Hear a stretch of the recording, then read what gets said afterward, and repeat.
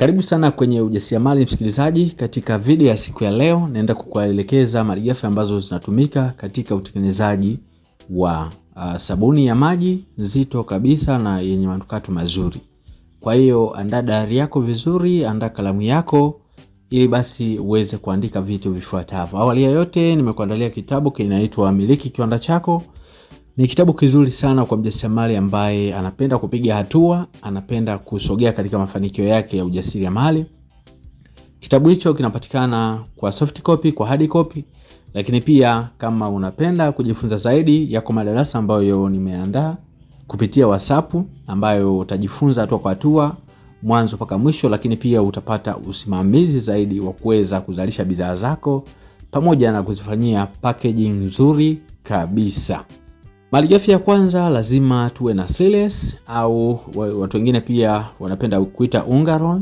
Hii hutusaidia zaidi katika kuongeza mapovu katika sabuni yetu, lakini pia huleta ulaini. Lakini malighafi ya pili lazima tuwe na chumvi, na chumvi nzuri ambayo tunapaswa kutumia ni chumvi ya mawe. Na kazi kubwa ya chumvi hutusaidia kusaga Siles au unga roll, lakini pia ikiungana na Siles huleta uzito. Malighafi nyingine lazima tutumie sulfonic acid. Sulfonic acid hutusaidia katika kutakatisha nguo za eneo ambalo tunakusudia kwenda kusafisha kwa kutumia sabuni yetu. Malighafi nyingine lazima tuwe na soda ash. Soda ash light hutusaidia kupunguza makali ya sulfonic acid ili kwamba mtumiaji basi asiweze kuathirika na kemikali. Lakini pia lazima tuwe na CDE, tuwe na CAPB. Hizi hutusaidia, hizi ni kama foam booster ambazo zinatusaidia kuongeza kiasi kikubwa cha mapovu. Lazima pia tuwe na glycerin. Glycerin inatusaidia pale tunapotumia sabuni yetu mikono yetu isiweze kupauka. Lakini pia lazima tuwe na perfume ambayo kazi yake kubwa huleta manukato mazuri katika product yetu ya sabuni.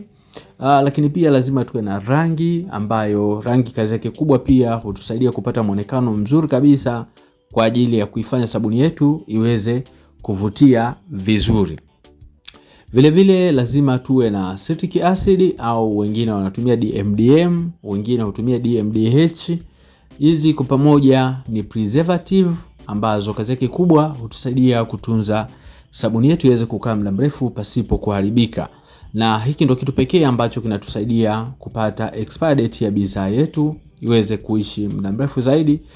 Za mfano kama tukitumia citric acid tunahakika kwamba bidhaa yetu inaweza kukaa mwaka mmoja au na zaidi kulingana na ratio ambayo tutaweka au formula ambayo tutakuwa tumetumia.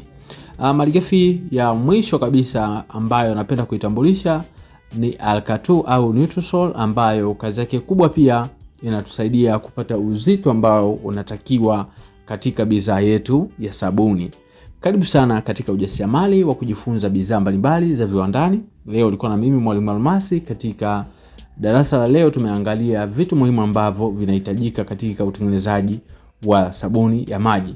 Ikiwa basi utapenda kujifunza zaidi, unaweza ukanitext WhatsApp kwa ajili ya kupata utaratibu aidha wa kupata nakala yako ya kitabu au utaratibu wa kujiunga na madarasa yetu ya WhatsApp.